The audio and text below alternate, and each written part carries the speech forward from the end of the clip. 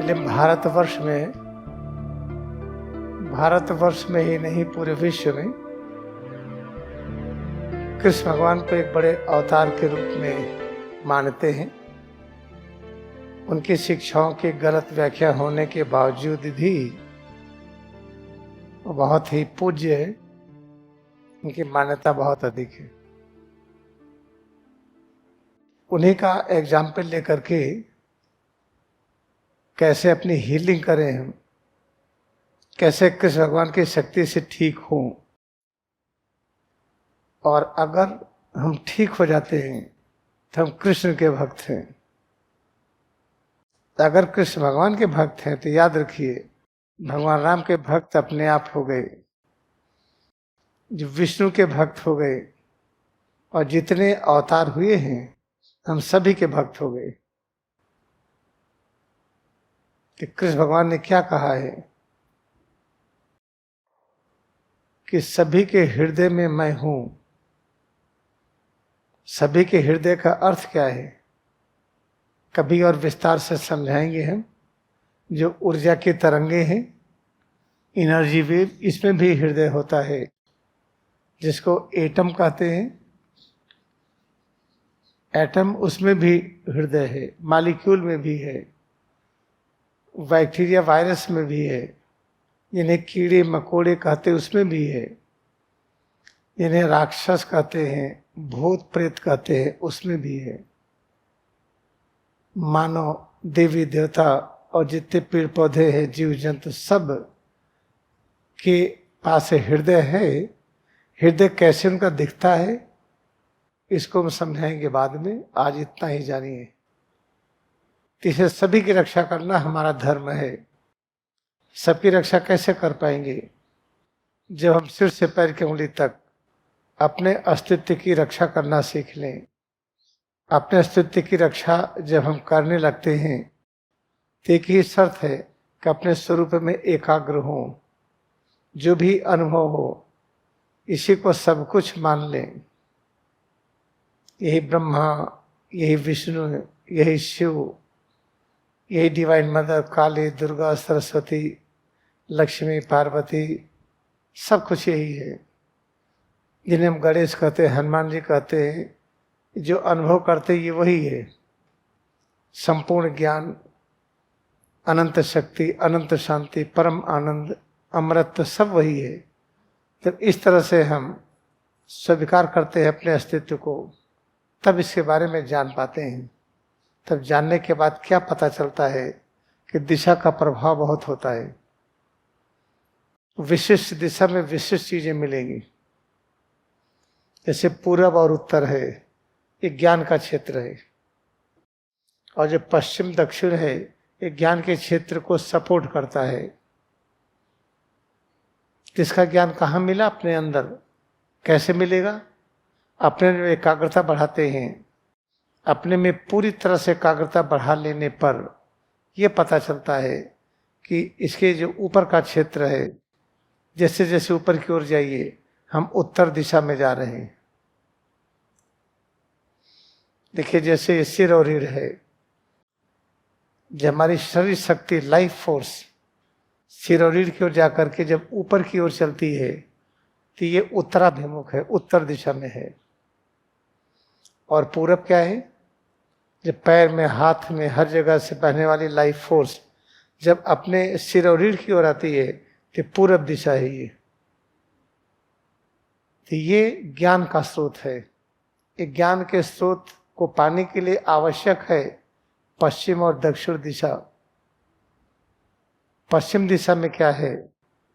जो कान से सुनते हैं, आंखों से देखते हैं, नाक से गंध, जीवा से स्वाद, जो पैरों से चलकर, हाथ से काम करके, स्पर्श इंद्रिय के द्वारा जो कुछ अनुभव करते हैं, उस अस्तित्व की तरफ जब हम एकाग्र होते हैं तो पश्चिम है वो।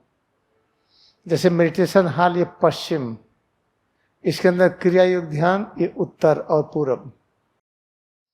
और जब पश्चिम दिशा का ज्ञान दृढ़ता में आ जाए तो उसको कहते हैं दक्षिणाभिमुख, दक्षिण दिशा। तो सिर से पैर की उंगली तक जब हम नीचे की तरफ आते हैं सिर और रीढ़ में जब हम करंट नीचे की ओर आती है, इधर से बाहर की ओर जा करके फिर नीचे की ओर आती है, नीचे की ओर आने का अर्थ क्या है? उस तरफ आए कि जो ठोस है, पृथ्वी है, भारीपन है, इसके अस्तित्व की अनुभूति अच्छी तरह से हो, तो दक्षिण दिशा है वो। तो दक्षिण दिशा, पश्चिम दिशा, ये सहयोग करता है पूरब और उत्तर का। जब किसी की शरीर छूट जाती है तो उसको तुरंत लेटा देते हैं सिर उत्तर की ओर करके। शरीर छूटने का क्या अर्थ है? ये ज्ञान होना कि मरे नहीं है, भौतिक जगत से सूक्ष्म जगत की यात्रा कर रहे हैं, कि ज्ञान की यात्रा है ये। लेकिन वो चूंकि स्वेच्छा से नहीं कर रहे हैं, जबरदस्ती हो गया वो। जब क्रिया युक्त ध्यान करते हैं तो यात्रा स्वेच्छा से होती है। हम भौतिक दृश्य जगत से सूक्ष्म जगत में स्वेच्छा से जाते हैं। स्वेच्छा से जाते हैं, इसका अर्थ क्या हुआ कि हम पूर्वाभिमुख और उत्तराभिमुख हो गए। लेकिन जब हम पश्चिम और दक्षिण में उलझे रहते हैं, बाहर के दुनिया में यहाँ घर बनाए, यहाँ मकान हो, हमारा नाम हो, हमको लोग जाने, दिन रात यही सोचे कि खाने में स्वाद कैसे बढ़ाएं, किस रंग की चीज़ ज़्यादा पसंद आती है, कौन सा म्यूजिक अच्छा है, कौन से इत्र लगाएं, स्पर्श क्रिया में ये कमरे का तापक्रम कैसे ठीक करें, दिन रात इसके बारे में सोचना क्या हुआ। हम पश्चिमाभिमुख हो गए और दक्षिणाभिमुख। इस चीज़ की अस्थायी प्राप्ति कर लें, जिसको सुख सुविधा कहते हैं। घर है, मकान है, पैसा है, एयर कंडीशन है, सुख सुविधा हो, जितनी जरूरत से ज़्यादा पैसे हो, जब चाहे इमरजेंसी में इस्तेमाल कर सके। यानी हम दक्षिण में पहुंच गए। हम पश्चिम की जो शक्ति थी दक्षिण में स्थापित कर दिए। ऐसी स्थिति में जब हम भौतिक जगत छोड़ के जाते हैं, बहुत बेचैनी होती है, तड़फड़ाते हैं, छटपटाते हैं, बहुत अशांति में छूटती है शरीर। जब क्रिया युक्त ध्यान करते हैं तो क्या है, स्वेच्छा से हम ये पूरब की यात्रा करते हैं, फिर उत्तर की यात्रा करते हैं, और इसको इसे जीते जीवन में इसी समय जान लेते हैं। इसमें जान लेने के बाद फिर जब जाना होता है तो स्वेच्छा से जाते हैं। और जाने के पहले एक चीज अनुभव होता है, असीम धैर्य और असीम विनम्रता, परम शांति, अनंत विनम्रता, अनंत धैर्य की अनुभूति जब होता है तो हम किस क्षेत्र में होते हैं? हम होते हैं तपोलोक में। इस तपोलोक को हम 13वां भुवन कहते हैं। यह है 13वां भुवन।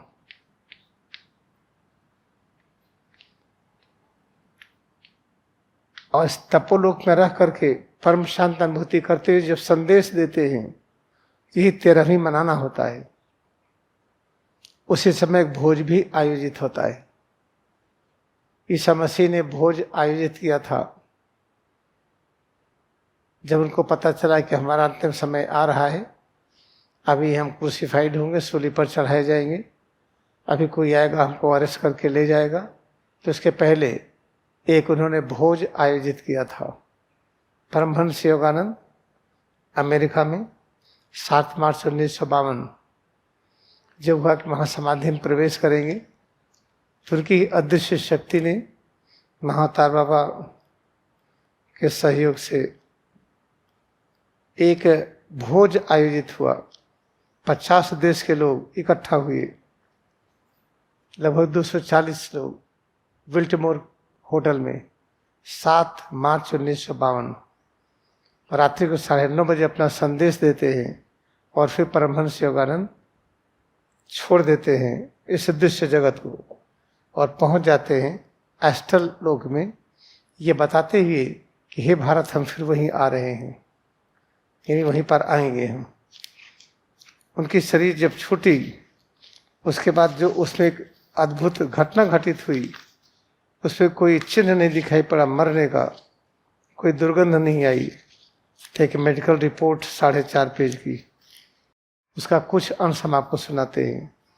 जब 13वीं मनाई जाती है ना, तो इसके पहले सब पता चलता है। लोग जब भूल गए तो शरीर छोड़ने के 13 दिन के बाद 13वीं मनाते हैं। जब परमहंस योगानंद उत्तराभिमुख हुए और छोड़कर के सूक्ष्म जगत में चले गए तो उनके शरीर के बारे में देखिए लिखा है, परमहंस योगानंद जी के पार्थिव शरीर में किसी भी प्रकार के विकार का लक्षण न दिखाई पड़ना हमारे लिए एक अत्यंत असाधारण और अपूर्व अनुभव है।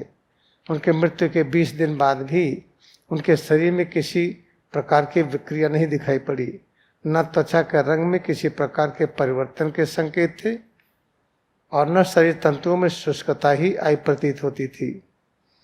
योगानंद जी का शव 27 मार्च को ठीक वैसा ही था, उनका मुखमंडल ठीक वैसा ही था जैसा 7 मार्च को।